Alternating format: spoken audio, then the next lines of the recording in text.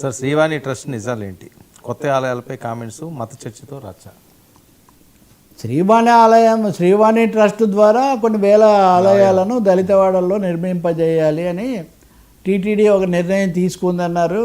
Okay, అంతకుముందు కూడా ఉదాహరణకు భూమన కరుణాకర్ రెడ్డి చైర్మన్గా ఉన్నప్పుడు వైఎస్ రాజశేఖర రెడ్డి హయాంలో దళిత గోవిందం అని ఒకటి పెట్టి ఆ దళిత వాడల్లోకి వెంకటేశ్వర స్వామిని తీసుకొని పోవాలి, ఇట్లాంటివన్నీ కూడా చేశారు. సరే, ఏ రాజకీయ పార్టీ అధికారంలో ఉన్నా ముఖ్యంగా ఈ పాలక పార్టీలు అప్పుడు తమకున్న అవకాశాన్ని బట్టి అవేదో చేస్తుంటాయి. కానీ ఇప్పుడు కొన్ని వ్యాఖ్యలు వచ్చింది ఏంటంటే, ముందు భక్తుల క్షేమము, తర్వాత సదుపాయాలు మెరుగుపరచాల్సిన అంశాలు, వివాదాలు అనేకం ఉండగా ఇప్పుడున్న ఆలయాల నిర్వహణ సక్రమంగా చేసే బదులు వేల సంఖ్యలో ఆలయాలు కొత్తవి కట్టాలి అనే నిర్ణయం ఎందుకు? దళిత వాడల్లో చేయాల్సినవి చాలా ఉంటాయి కదా.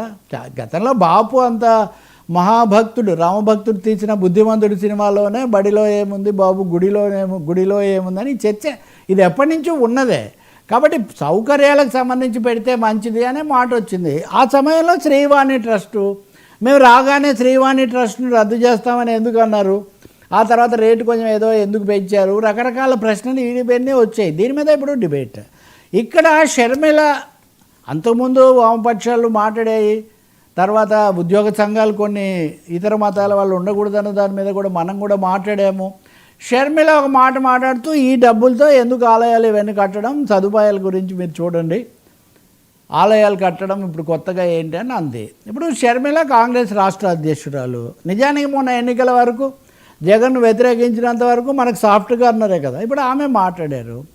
షర్మిలను కాంగ్రెస్ నాయకురాలుగా వ్యతిరేకించదలుచుకుంటే రాజకీయంగా వేరే విషయం. వెంటనే క్రిస్టియానిటీ మీకెందుకు, హిందూ మతం మీద దాడి, ఇది హిందూ మతం అంటేనే మీకు ఈ సమస్య వస్తుందా అనే ఒక భారీ ఎత్తున ఆమె మీద ఒక మూకుమ్మడి దాడి మొదలుపెట్టారు. కొన్ని ఛానల్స్లో నేను ఇటువంటి చూశాను. మన దగ్గర కూడా భవిష్యత్తులో ఎవరైనా వస్తారేమో నాకు తెలియదు. కానీ టీటీడీలో ఉన్న బీజేపీ సభ్యులు వాళ్ళు మొదలుపెట్టారు రకరకాలు. ఇంకా మూడోది శ్రీవాణి ట్రస్ట్ అంటేనే శ్రీ వెంకటేశ్వర ఆలయ నిర్మాణ ట్రస్టు, దాని పేరే శ్రీవాణి ట్రస్ట్. అందులో నిజమే, అందులోనే ఆలయ నిర్మాణం అన్న మాట ఉన్నది నిజమే. కానీ నేను ఒక కోణం చెప్తాను, మిగతా అన్ని పక్కన పెట్టి ఎన్ని నగరాల్లో పట్టణాల్లో వెంకటేశ్వరుడి పేరుతో నిర్మించిన కళ్యాణ మండపాలు దయనీయ స్థితిలో ఉన్నాయి. ఒకప్పుడు అవి చాలా ప్రిస్టేజియస్, ఇప్పుడు అవి ఏమాత్రం ప్రిస్టేజియస్ కాదు. కళ్ళు మూసుకొని టీటీడీ కళ్యాణ మండపానికి వెళ్తామన్న జనాలు ఇప్పుడు వెళ్ళలేకపోతున్నారు. అంటే వాటిని మనమేమో అభివృద్ధి చేయలే. చాలా చోట్ల ఆలయాలు, సిబ్బంది, వాటికి సంబంధించి జీతభత్యాలు చేయాల్సిన పనులు చాలా ఉన్నాయి. సో ఆలయాలు కొత్తగా కట్టడం సరే, ముందు ఉన్న వాటిని సక్రమంగా చూడండి అన్న అభిప్రాయం భక్తుల్లో కూడా ఉంది. కొండ మీద కూడా అనేక సదుపాయాలు, అనేక సమస్యలు ఇంకా ఉన్నాయి. ఈ మాట చెప్తే దీన్ని కాస్త మతాల మధ్య గొడవగా మార్చుకోవడం ఎందుకండి? ఇప్పుడు తిరుమల తిరుపతి నిధులను తిరుపతి నగర అభివృద్ధికి కూడా ఖర్చు పెట్టకూడదు, ఇదొక వాదన. ఇది ఎక్కడ వాదన అండి?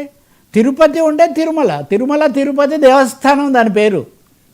తిరుమల తిరుపతి దేవస్థానం నిధులను తిరుపతి అభివృద్ధి కోసం ఖర్చు పెట్టకూడదు, తిరుపతిలో రోడ్లు వేయడానికో ఇంకో దానికో సహాయం చేయకూడదు అంటే ఇక్కడికి వచ్చేవాళ్ళు అక్కడి నుంచే కదా రావాలి.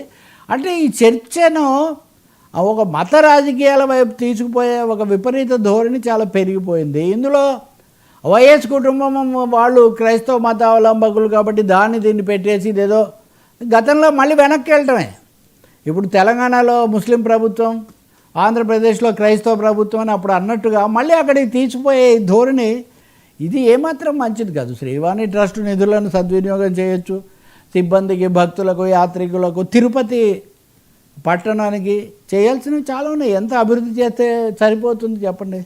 కాబట్టి దీన్ని మత కోణంలో చూడాల్సిన అవసరం లేదు. పౌరులు, భక్తులు ఆ కోణంలో చూడటం చాలా అవసరం. దళిత వాడలే అంటున్నారు కాబట్టి దళిత వాడల్లో ఏం చేస్తే తప్పండి? ఇప్పుడు మానవ సేవే మాధవ సేవ అని చెప్పాడు వివేకానందుడు అంతటైనా. మాధవ సేవే మానవ సేవ అన్న ఇప్పుడు వీళ్ళు. అంటే మానవాళి మొత్తం విముక్తం అయిపోతే అప్పుడు ఆ విషయం ఆలోచించక్కర్లేదు. ఇంకా మానవులకు జరగాల్సినవి చాలా ఉన్నాయి కదా.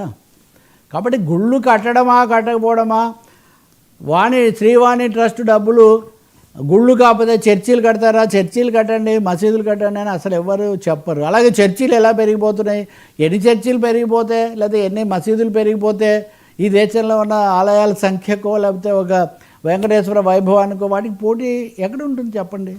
కాబట్టి అనవసరమైన తెలుగు వాళ్లకు ఆంధ్రప్రదేశ్కు తెలంగాణకు ఇదివరకు ఎప్పుడు లేని ఒక చర్చను తీసుకురావడం మటుకు పెరుగుతుంది. అంటే లడ్డు అయిపోయింది, తొక్కిస్లట్లు అయిపోయాయి, గోశాలలు అయిపోయినాయి, ఏమండి ఈవోల బదిలీ అయిపోయింది, మళ్ళీ కొత్తది. అంటే ఏదో ఒక విధంగా స్వామివారిని చల్లగా ఉండనివ్వదలుచుకోలేదు వీళ్ళు.